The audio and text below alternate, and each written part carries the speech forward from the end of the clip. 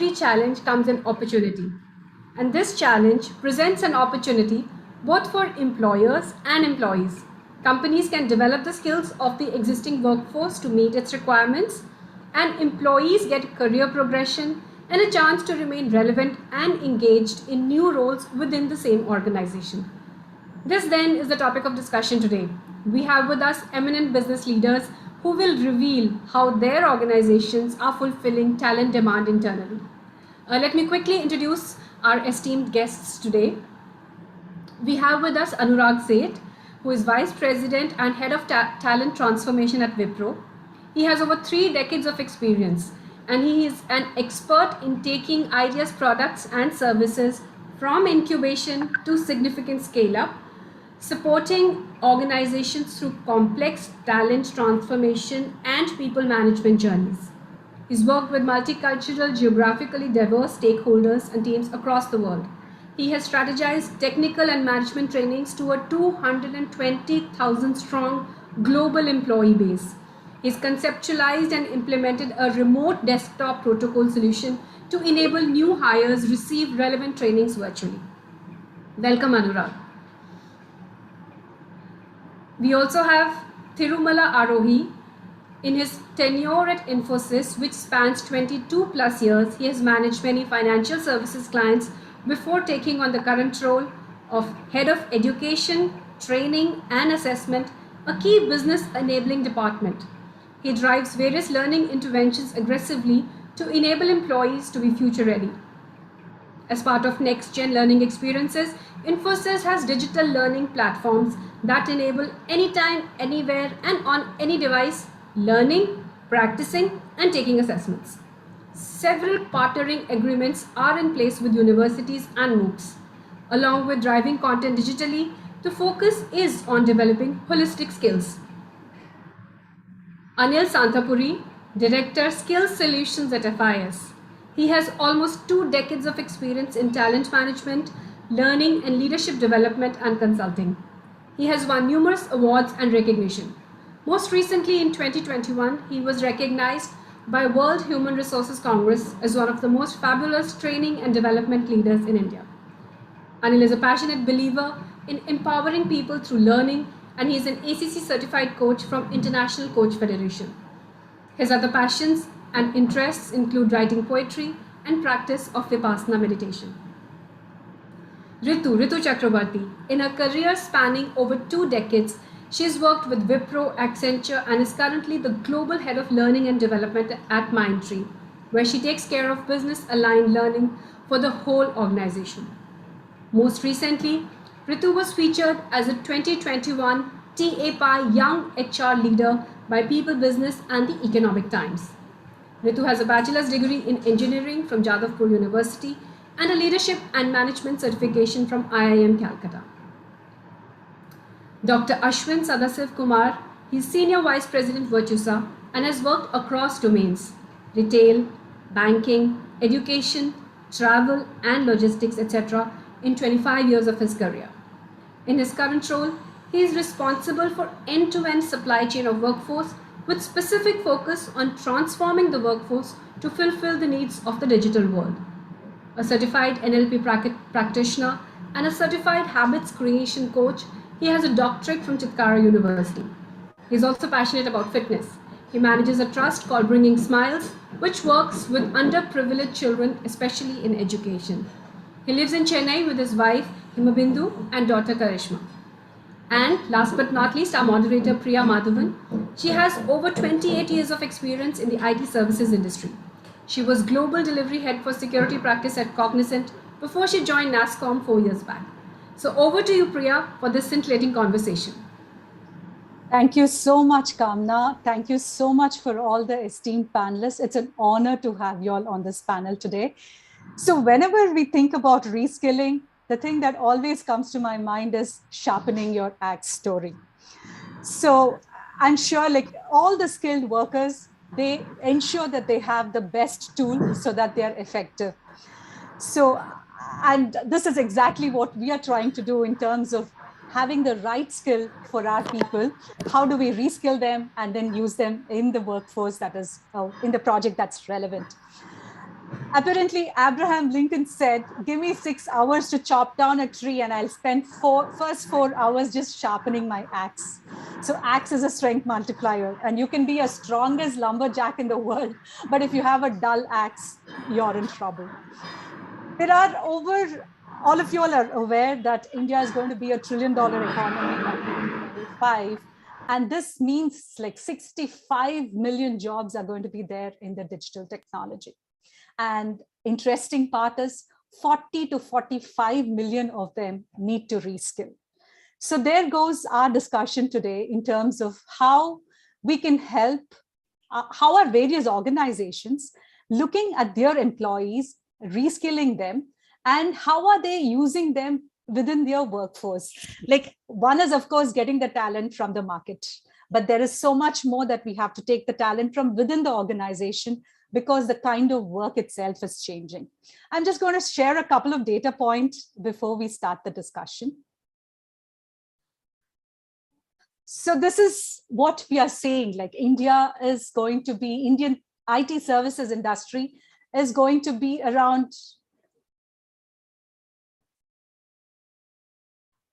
300 to 350 billion by 2025. As you can see the bar chart, like 2020, 70 to 72% was from traditional services, and 28 to 30% was coming from digital technology solutions. Whereas in 2025, we're going to see a shift of almost 60% of the revenue coming from the digital services, which essentially means that we need to do that much of reskilling of people on the digital technology. And this is a great news, which all of you all are part of. So we have crossed the 200 billion mark in the ITS services revenue for India. And there was a 30 billion incremental revenue, of which 13 million was in the digital services, which contributes to 30 to 32% of the revenue share. So with all of this pointing towards ensuring that our workforce is digitally skilled, we go on to this panel discussion. I'll stop sharing my screen.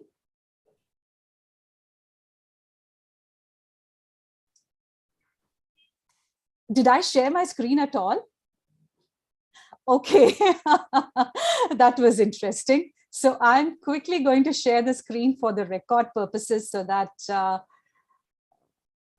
we see the data again.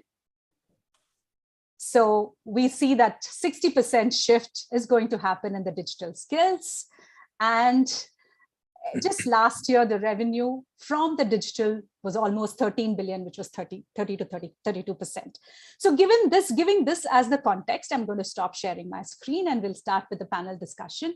So what I would like to understand, first of all, is what is each one of your organization trying to do with respect to reskilling? And I'm sure you all have something for the internal job movement or internal marketplace, job marketplace, as we call it, or internal job posting that we have.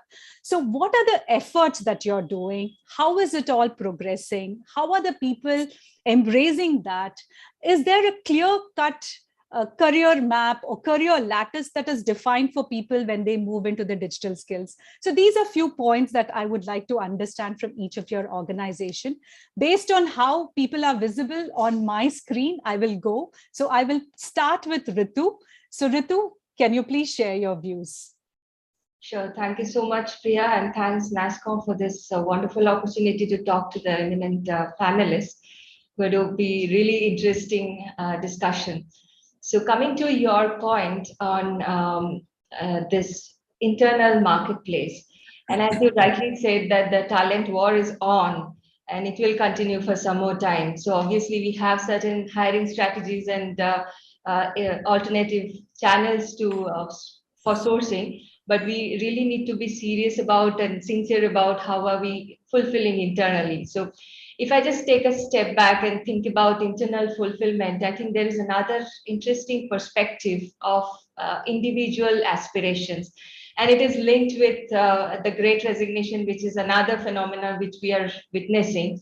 So if we connect these two things and we see that, yes, we really need to see what are the reasons and people are moving out, and maybe that is a learning opportunity and the interesting and meaningful work opportunity that people look for within the organization. So these are all connected, and that's the internal job market. I think that is the solution for us. And if we see that there are three things that we can target or we can implement in the organization, we are doing it at Mindtree also. One is the career roadmap and defining how the career is navigation happens. And as you rightly said, the career lattice. So having a transparent career roadmap, it certainly helps for an individual to see that, yes, I would aspire for that particular role.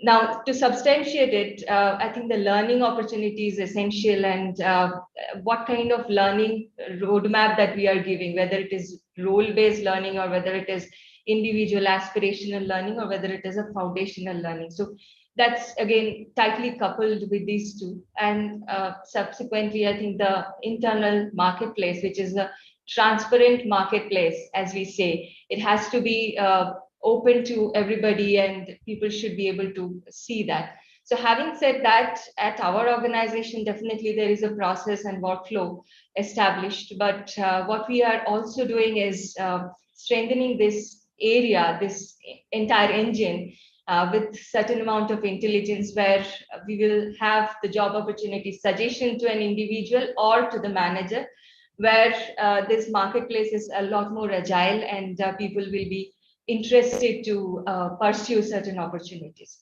So I'll just give a pause here, Priya, and over to you back. You are on mute. You're on mute. Yeah.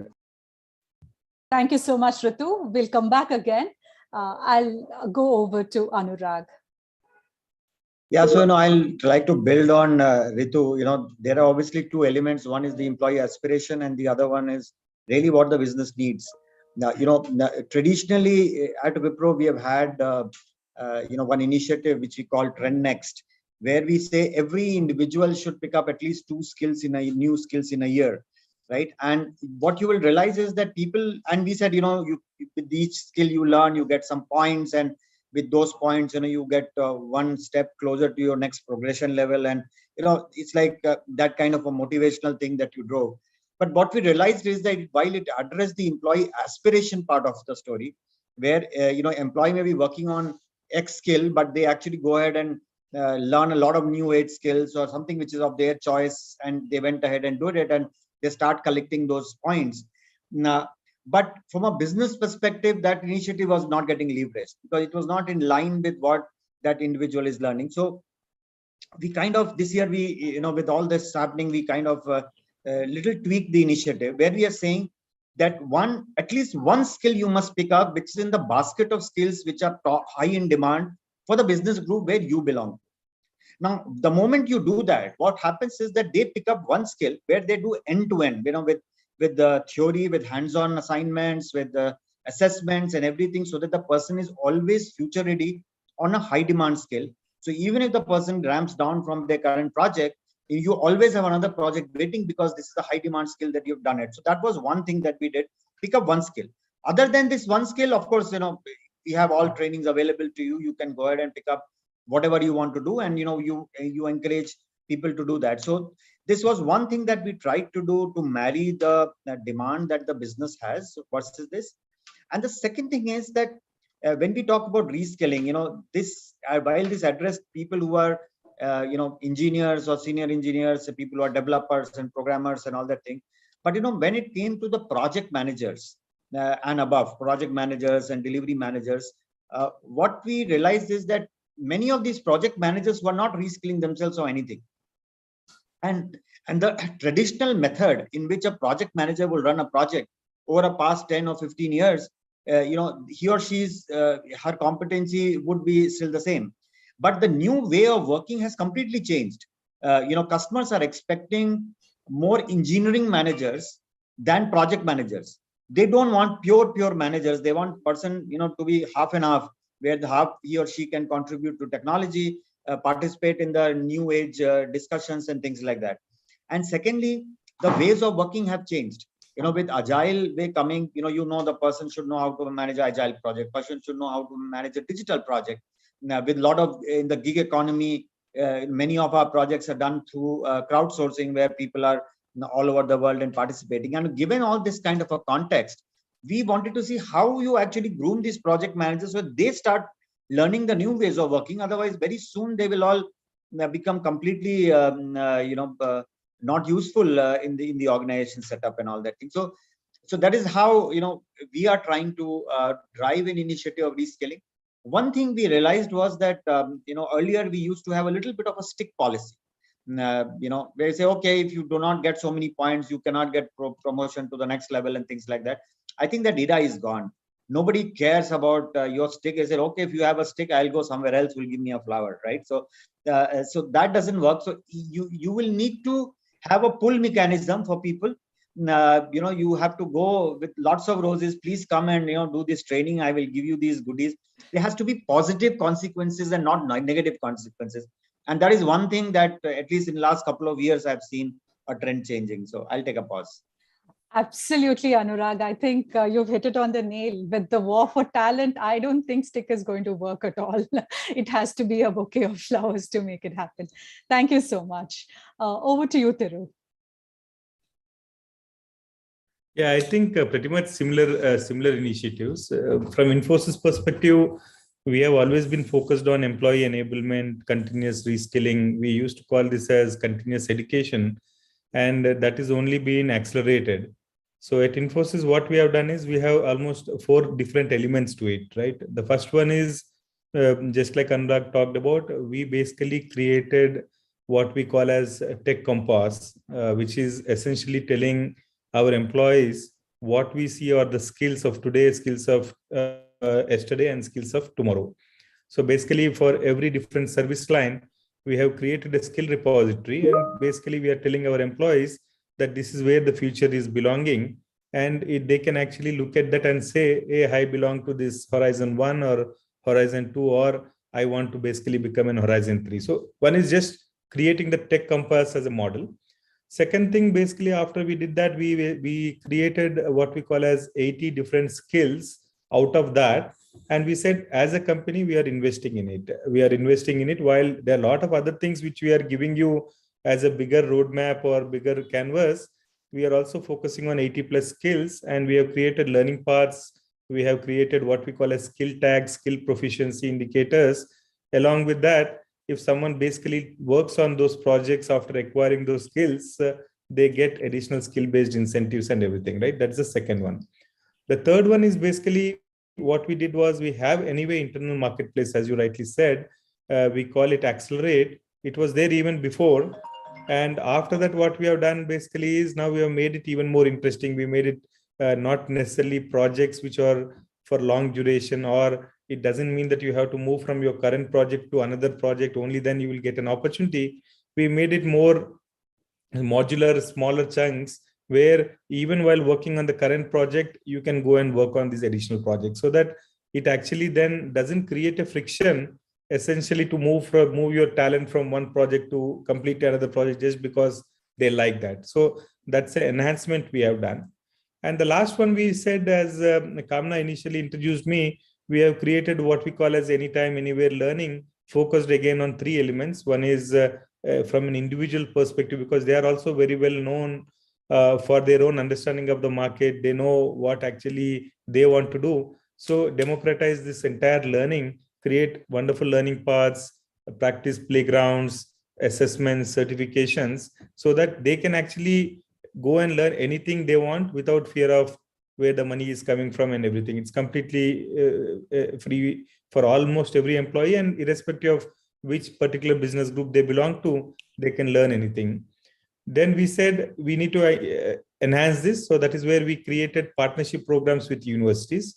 So essentially in US, in Australia, in Europe, we have local hubs that we have created. In the last 4 years, we have come up with this localization strategy, where we said we need to also groom local talent, not the hub and spoke where everything gets done out of India will not necessarily work anymore. So we need to create local hubs.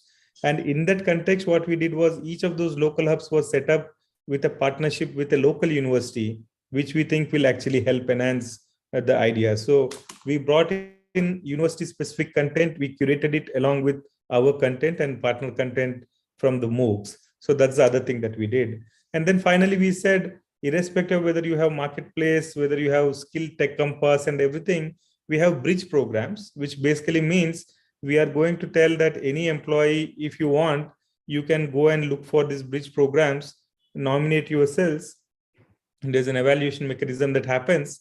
And once that is done, you are trained, and then you are basically moved into this new project. So we are combining these 4 different elements where our OD team is creating a dynamic skill role framework. We have created Tech Compass. We have internal marketplace where the focus is not just moving from your current project, but kind of can do while you are doing the current project in parallel. And the last one is enhance anytime, anywhere, democratized learning with partnerships with MOOCs and universities. Fantastic, Thiru. So I think this initiative of while on the project, they can work on a technology of their interest is actually by the employee. He or she is wanting to do that. I think that's very, very interesting. And I'm sure it's the onus is now on the employee to actually pick up the new skill and then be ready for it. Wonderful. Thank you so much. Over to you, Ashwin. Yeah. Thank you. First of all, thanks for the opportunity and enlightened discussions. I think we approach this problem and very similar use cases across the market, right? The internal marketplace, that's why I was interested in seeing the name of the subject itself. So we actually brought in a governance model where HR, the recruitment team, the training team all come together along with delivery on a weekly basis to look at the entire paradigm. People are attriting, can we train and use? Can we give what they want? Or we also have internal mechanisms to know whether this person is going to attract. So look at that people, look at a rotated people. So rather than taking a tool approach, we are looking into a collaborative approach of various departments coming together. So actually that's creating a vibe. I won't say we are 100% there, but that definitely is creating a vibe with reskilling, because the important part of it is skilling. The second one important change that we did is we talk about this internal fulfillment number at a global number. Nobody knows how it gets generated, right? So we actually went one level up. So I said, how much will we fulfill by training? So that internal fulfillment is split multiple units by rotation, by campus, by how much you will train and fulfill. So we add a quarter-wise plan with respect to a training itself, which will directly related to the fulfillment. So that helped a lot because internal fulfillment, it can happen just by moving into projects, but that didn't serve the purpose. So how much we will do by training, that was tracked and reported and governed. One more thing which we found out is people were very interested in writing resume for outside, but we were never able to capture these skills which they already have. So even I don't think we have solved the problem, but we are thinking we need to invest in platforms that will build at runtime with using engines, AI engine, what is the skill of a person and what they have gained, because some do certification outside the company, some do certifications within the company, because all are interested when they want to apply for outside. But nobody updates it to get a job inside, right? How do we baseline it? And nobody's going to enter. Gone are those worlds where we can put a stick and say everybody enter resume, right? So how do we develop I don't think we've solved it yet, but we now found out in our IT world, it's only finding the problem, right? Solutions will come. So we have found that that's a big thing with respect to baselining and also keeping it updated. That's one important thing. Another one is a couple of last 2 points. We also classified this training into multiple things. One is upskilling, where, for example, if there is a Java person, can he add Angular JS to his portfolio? That's upskilling. You want to do a reskilling from one technology to another technology. It has a different investment into it. We choose that. Another one is we also thought some people just need a 1 week, 2 week refresher. We call it as a prep and deploy model, where we prep them up with respect to, we give them the, obviously now learning is so democratized, right? You go to Google, you know everything. But how do we prepare them up for a customer? We found that model to really work. The last but not the least, I think the industry supply problem can only be solved by campus, because all other can rotate between companies. If you look at it, they can rotate between companies. Campus are the, and from a country perspective also, look at, that's the talent which is beaming, and that's the talent of Gen Z is coming into the picture. We definitely need to. So what we have done is multiple initiatives with respect to internship, a huge internship program that we have done, where we actually work with the people whom we have offered for a period of 3 months to 6 months before even they join the company, give them the feel of the project, get them trained, get them ready in the latest. In fact, aim to make them a full stack. We won't get there. They won't get there. But can they be 50, 60, 70, 80%? That's the goal. And campus center of excellence is big focus area. And last but not the least, I think all this gets governed at a CEO level. So we report this metrics, and this is part of our a weekly, monthly management meeting. So that's what gives us the push. So that way, all we can do, all of these things, if these are not governed at that level, it's not going to work. I'll stop here, take more questions later. Absolutely great thing about the governance and the visibility at the topmost level, Ashwin. Just one thing to counter your point, but we'll talk about it as we go by. Yes, freshers from college are critical part. 30 to 40% of the population is them. As we spoke at the start of this meeting, people need to get reskilled. The existing employees need to get reskilled, which is like 40 to 50% of the workforce. And if they don't, we can't afford to lose that much of a workforce, because we have a big target to meet in the digital transformation. So thank you so much. And over to you, Anand. Thank you. Thanks, Priyan. It's great to hear best practices from all the panelists on the call. I think we're all kind of in a similar boat, but just going back to the axe analogy, you said, if I have 6 hours to chop a tree, I'll sharpen my axe for 4 hours. I think in the case of reskilling, we need to do it 4 days before you need to chop the tree. So, that's what the research says, right? So just adding to the whole story. So, till recently, I was working for an IT organization, CGI, Canadian IT, recently moved, joining FI. So I'll quickly sum up some of the best practices from the both organizations. So at CGI, we did something very similar, like, what we heard from Wipro, Infosys, Virtusa, and Mindtree is we do a lot of CXO interviews every year, and based on CXO interviews, we kind of classified the skills. And I think Anurag spoke about, the waves of the technology. So we call them, emerging, scaling, and maturing. So based on where our CXOs of our clients are actually planning the digital transformation roadmap. So we kind of have a short-term, near-term, and long-term view of what technologies to invest in. So using that as a compass, we turned that into a skill enabling initiative, and we called it Accelerate. And again, I had a similar name from one of you. And what we did was we partnered with Future Skills, NASCOM, and a couple of other players to, one thing we did slightly uniquely, which really helped, is to create a foundational program, because people from various experience level, from graduate to tenured, had to be, normalized on emerging skills. So we create a foundational programs called Digital Foundations, a 40-hour self-paced learning. And then once they complete it, and it was co-certified by NASCOM, once they complete it, they become eligible for deep skilling. They can pick parts, and that's where, based on the business requirement from our clients, we found down to 5 emerging tracks. And each of the tracks had deep skilling and certifications. So I had like a 3-level approach, very similar to, Green Belt, the quality program. So that worked really well. In first 18 months or less than 2 years, close to 40% of our workforce in India and APAC got certified in digital foundations. And then half of them started doing the next level trainings. And all of this is actually documented as a white paper on the NASCOM website. So I'll be happy to add that in the list.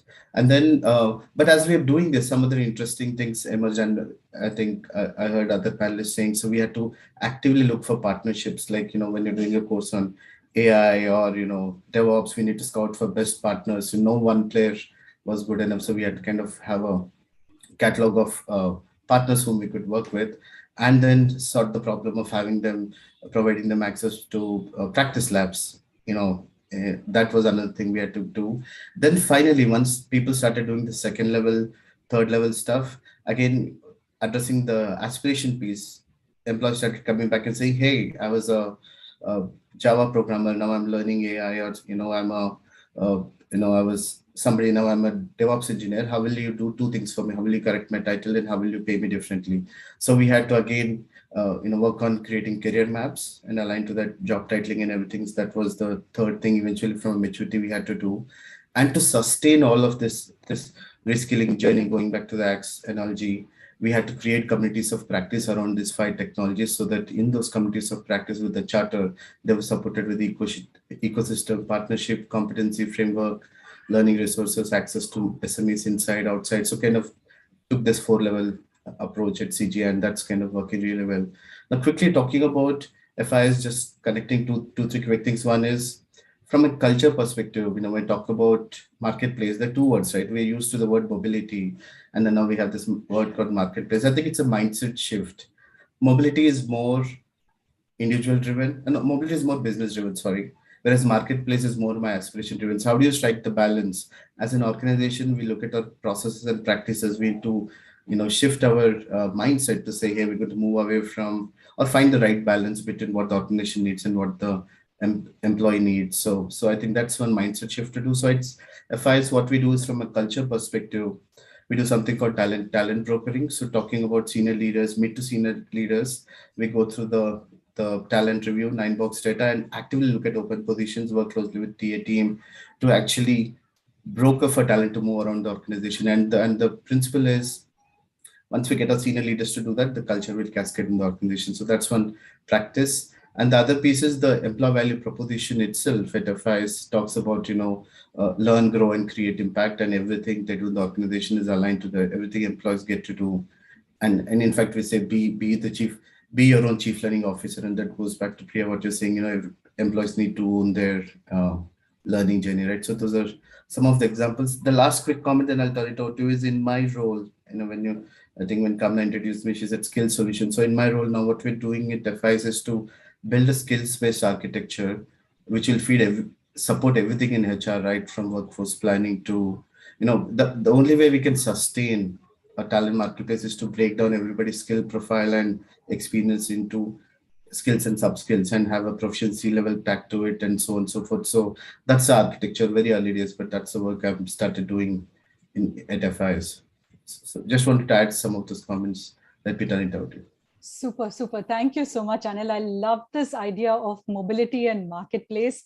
I'm sure like the earlier job postings, when I was still working, it was more like the jobs would be listed and we had to take the permission from the project manager to apply for the job and all that stuff. And if it's a marketplace, I think it's like a social thing, open to everybody. Absolutely wonderful thoughts. So thank you so much for the initial thoughts. And I have little complex questions. So what I want to ask is, I'll open it out. I'll ask the question and open it out. You all can choose the order to answer. So it must be quite difficult to make people say reskill yourselves, because they would be saying like, I have a 12-hour job. As it is, my day is 12 hours. When am I going to get time for reskilling, and how can you push me to do it? So that is one kind of a problem. The other kind of a problem I heard, Thiru, was, I heard one of the panels say that we'll also incentivize the learners if they, take up digital skills. Then that becomes, how do you handle all those differences? Like suppose like the employees may have a lot of conflict, right? So these type of conflicts, how do you handle? One is, first of all, does the existing guy, does he have time to reskill? And what is the enterprise doing to help him do that? And if you incentivize, then how do you handle the internal employee conflict? So I just open it out. I will leave you all to choose. Let me, Ashwini, so let me try to take the first question. So actually, we're trying to do something very different. We're trying to, whenever we hire a person, or even from campus or even from anything, and we have also educated our account managers, can you measure the learnability of a person? There is no proper metric of a person, but we actually look for the skill where he has learned few things and implemented it. So that is actually helping this thing in terms of how, and it is not a clear metric, right? It's not like yes or no, but it is a complex problem. But what we are looking at in terms of, can we measure as he learned? So bring in people who can learn. So that will solve the fundamental baseline problem of he wants to learn, he has done that. That's one thing which I wanted to add. Great point. Kirti, I think, has joined us on the panel. Kirti?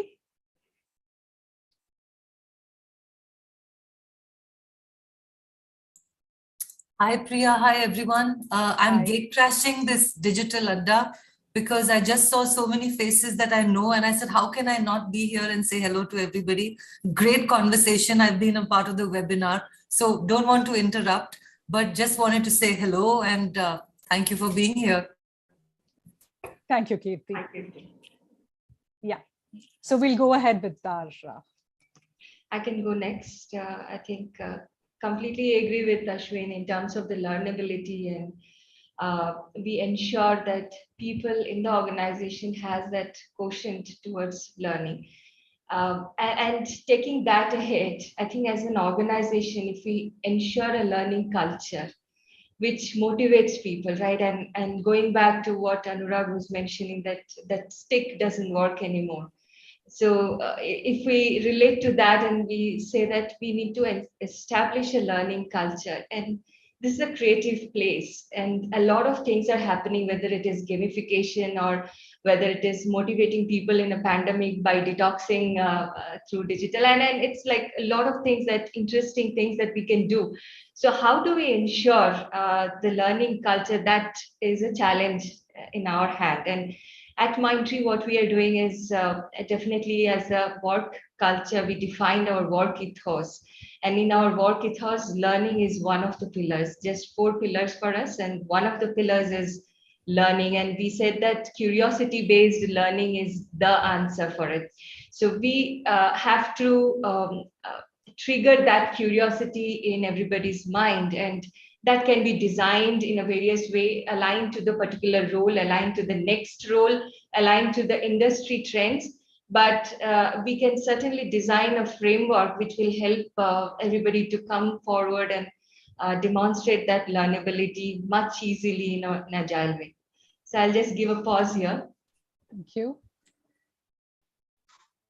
Okay, so let me give a point of view. Since I spoke about the stick policy, when we had the stick policy where we said people below certain years of experience, all of them should pick up 2 skills or whatever, you realize that the compliance there was almost like 85% or something, where people will go and pick up those skills and all that thing.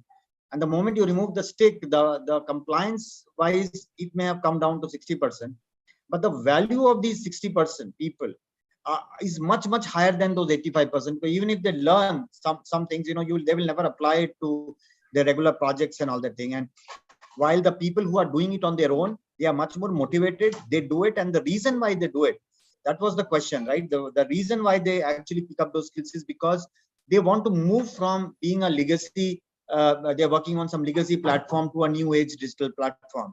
Priya, you had shown one slide earlier where you were showing that how over a period of years, between the digital skills and the non-digital skills, the map has moved, right? And that is something many people are conscious about.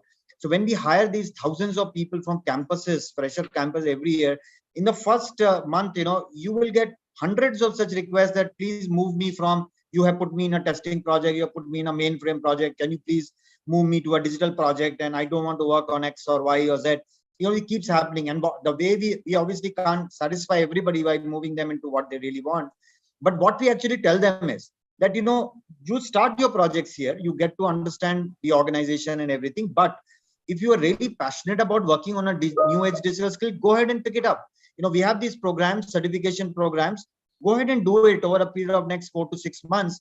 And once your current project gets over, the fact that you have done a certification, we will move you to a digital project. And you talked about internal marketplace. Internal marketplace is obviously there in Wipro also, where people can apply. But what we have seen is the people who apply through a digital marketplace are really the ones where they feel they're kind of stuck with an account or a project manager or their manager supervisor who is not willing to release them, or the numbers are not very high. That's like a small set of people. So we have given the revenue, but people actually like to stay in the same skill groups, in same practices, in the same with the similar supervisors and all that for a longer time, because they feel that their careers will actually grow if they work with a very congenial known environment than an unknown environment. So you do have some people moving to the marketplace, people who are not satisfied for some reason, but majority of the people actually move in the same way. And if they get that motivation, that the group that I am belonging to, somebody spoke about upskilling and reskilling. You will find upskilling happening quite frequently, that people moving from Java to full stack, and that is very frequent. And the people who are on legacy skills, or people who are working on things like testing and other things, who want to move into digital area, you will see a cross skilling happening of people. And now that it has become a pull factor, you see that happening. Just one more point, I had touched upon the crowdsourcing. In Wipro we have a platform of our own, where in this platform, projects are put in by the real customer projects are put in by the project managers, where any employee can take that piece of project and do it, right? So what we tell people is that you not only get trained, you actually can go ahead and participate in live projects that are happening. And for every live project you do, that portion of the project, you get paid extra. And the payments are like $300, $500, $1,000, depending on the complexity of the project. And you, just to give you a sense of it, every year, the number of projects that are put on this platform where people do, the prize money that gets distributed, or people what they earn extra than their salary, is close to about $7 million if I look at the last year itself. And that's the level of crowdsourcing that is happening. So the encouragement mode that you give people, if you learn new skills, you can go and do these small snippets of live projects. You make that much amount of extra money, and so it's not only learning, but you get more also. And the fact that I have done some live project on a new age digital technology than just being a trained person. And many customers will not take a trained person, they will actually take somebody who can show I've done 3 live projects. And why the person was doing a live project at a time when the person was full-time working on a legacy project, right? So I mean, you have to throw in a lot of such kind of initiatives where people get engaged in different things. And believe me, the people who on their own, on the pull factor, who get engaged, even though your total training numbers may have gone down through this, the power and the value of this learning is much more than pushing with a stick and saying, okay, I've done double the amount of training hours that has to be done. And that's where I'll stop. Yeah, this is brilliant. Actually, we are all talking gig economy as more like a theory, and you've actually implemented it. Fantastic. Thank you so much. See, my view is, yeah, go ahead. Sorry, Anil. No, you go ahead. Yeah. No, my view is, first of all, there is no real motivation anymore needed for employees, because whether you are trying to do it for your own or not, employees are very clear that the only way they can be relevant is continuously learning new skills, because irrespective of what we call, the opportunities, especially with respect to the legacy projects, are dwindling. And whether you do it or not, employees are definitely going and learning on their own. So it is all about creating an environment where learning is not seen as a burden, learning is seen as fun, learning is seen as social. Most of these employees, especially nowadays, are digital natives, digital millennials.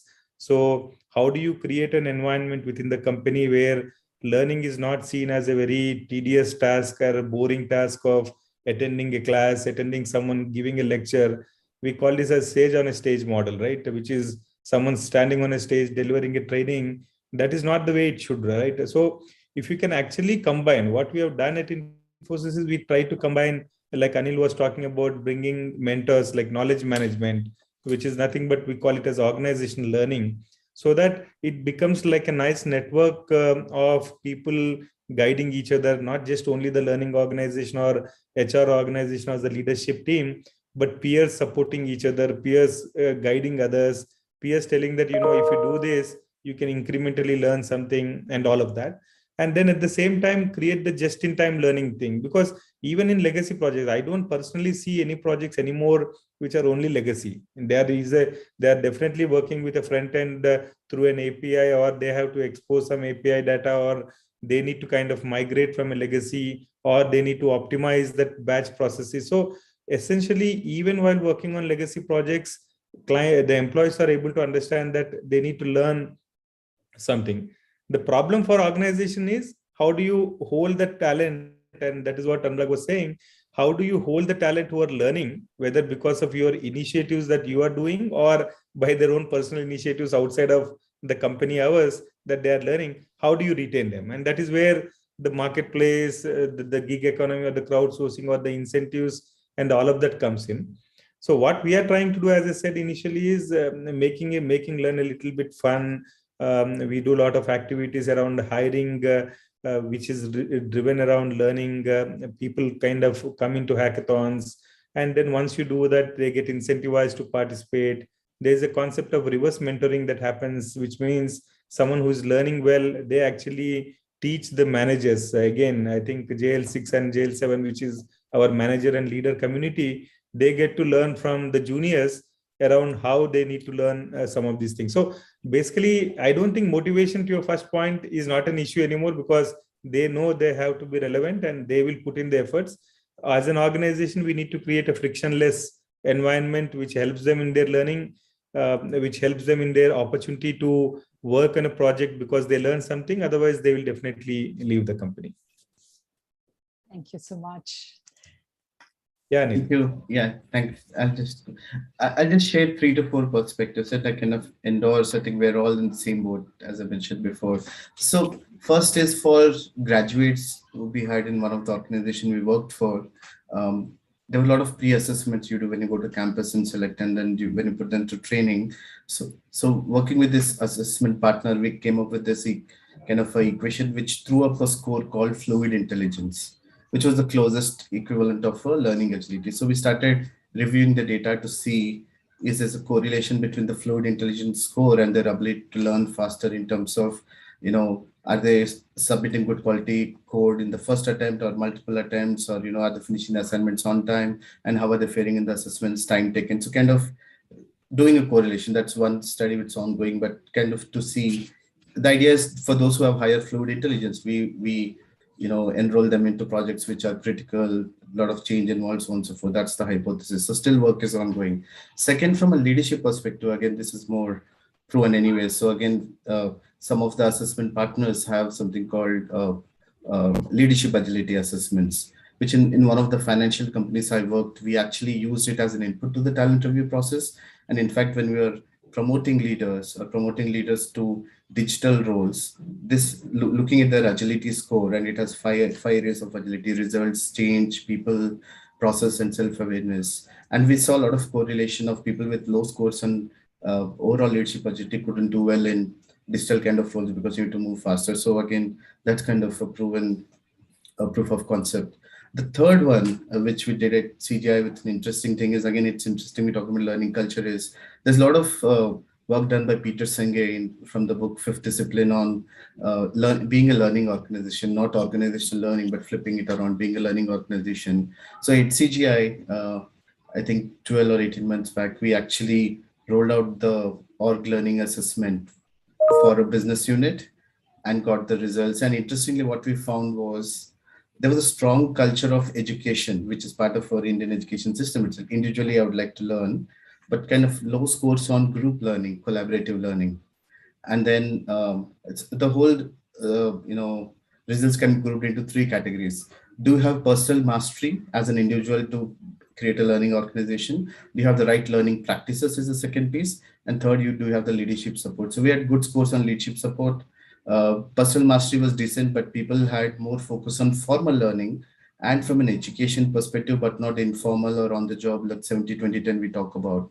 And learning practices where we heavily focus to create the right condition around where you have various career solutions, be it mentoring, coaching, communities of practice, center of excellence, so on and so forth. So we kind of took a systemic view to do it for a cross section of our people. And then another piece of the assessment which we kind of created ourselves was to do a learning persona, to say individually what are your triggers of learning, and under what conditions do you thrive the most, under what conditions do you tend to stretch and learn. And what you want to do is, based on the Peter Senge model and the learning persona, kind of hyper personalized learning and learning methods of how we reach out to people. Some people like formal learning, some people like mentoring. So kind of did some experiments around that, still early days, but just wanted to give some proof of concepts from various perspectives. Finally, the last comment I'll make before turning it over is, and again, what we're doing in my current role at FIS is actually, I strongly believe we need to do a strong pivot from jobs to skills, especially in people in IT and agile kind of environment. So again, building a strong, from a backbone perspective, a strong skill-based architecture, which means relooking at your platforms, how the data feeds into, are our profiles, JDs aligned to this approach? Very early days, but I think that building that skill-based architecture will actually help us accelerate reskilling, upskilling, and everything. For example, if you could look at an open position and let the system is AI enabled to look at somebody's skill and say, hey, these are skill adjacencies. Anil, you are 70% close match to the role. If you take up these 3 learning capsules, as one of you mentioned, in 2 weeks, you'll be ready for the role. So again, system will be able to do the matching. So that's the kind of, platform-based approach is an ideal solution, but we kind of, far away from it. But yeah, thank you so much, Anil. Thank you so much. Such lovely thoughts. Actually, there was a research that was done and it said reskilling increases worker productivity from 6 to 12%. Anywhere between 6 to 12%, the worker productivity is increased. And there's also increases the employee loyalty and satisfaction, and reduces the likelihood of them leaving. Though we are seeing a big attrition rate happening, but I'm sure reskilling is going to hold the people in the organization, and the kind of initiatives each one of you doing in terms of creating a career ladders, fun at learning, gig economy. I'm sure all of this are going to help in retaining the workforce talent. We're running out of time, but before I close this, I would want to say thank you so much for everybody. And if you all have just a quick word of what is it that you would like an industry body like NASSCOM to help in this reskilling initiative for your organization, maybe 1 word, 2 word, before we conclude the session. Yeah, so let me start, Anurag, here. One thing is that we definitely want you to, influence the college curriculums, actually, and because we feel that at the college level today, still, they are teaching stuff that probably was, several years old. So while many of our organizations are trying to get to colleges and teach them the fundamental foundation skills, and then also try to teach them emerging skills, but I think if a body like NASSCOM, through your maybe Future Skills Prime platform and all, if you can, join the industry and make that influence happen, it would definitely be beneficial for the kind of pool of people who will come in. Sure. My side is in terms of, it's a very complicated job of certifications. Which is the certificate? Which is the baselining of, even if it is complex, an organization like NASSCOM or a unit like NASSCOM, can it defines few parameters by which a person, anybody in IT, can be measured on, right? So every company cannot afford to do that, and there are smaller enterprises, smaller startups with startup, right? So we, and anyway, focus on startups as well. So one request would be, can we come up with some sort of a framework, some sort of a guidelines in terms of certifications, for the current relevant technologies, most importantly, Angular, React, full stack, or data, something like that. That was my point. Sure. Thanks, Ashwin. I think from my perspective, curriculum definitely is important. The second one is, I think, make the process of, I don't think frameworks and other things, to be frank, will really matter a lot, to be frank, meaning the industry is really evolving so rapidly, and the kind of opportunities are really changing continuously. So I would say that if you're able to create a platform ecosystem or even partnership ecosystem, rather than building frameworks, like, for example, how do you basically move people seamlessly? Is there a central, I think sometime back there was this national skill registry and all of that, right? So maybe getting, right now LinkedIn has become what you call central place for everyone to put their skills and in some form become. So instead of that, can NASSCOM come with something which is great at an Indian level, and say that, this is what will actually define an individual with this skill, with this proficiency, and then make sure that the credentials are auto-flowing. A lot of challenges are there in background check process and other things. While I know in this market, background checks and other things, I don't know who is following what, but maybe NASSCOM can take that responsibility of creating a good fungible talent base within the country. Sure. Thank you. Nice to hear all the perspectives, Priya. One thing which I always feel that NASSCOM has a huge talent, access to talent analytics.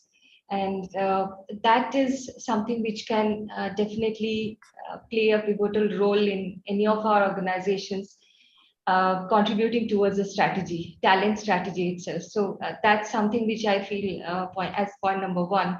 And related to that, since you have the large landscape talent canvas, if you see that, then what are your point of view in terms of driving certain talent programs? So I think that will be really helpful for the organization. So whether it is in terms of reskilling program, or it could be the adjacent skill analysis and then reskilling program. So there could be multi-layered programs which can happen, and certainly it will help the organization. Thanks. I can quickly take 20 seconds. So I think maybe building on the existing NASSCOM NOS sheets and the SSC certifications, ensuring it's mapped to a skill architecture. Anyway, you have a lot of open source taxonomy from future skills. So maybe bring it all together with the skill-based architecture, which can guide the industry, would be great. And then certifications would anyway follow. So yeah, something like that. Thank you so much. It was such a wonderful discussion, and thank you for taking the time out. We really loved having you all together and hearing your point of views. Thank you so much. Over to you, Kamna. I'm going to have the last word here, a request to you.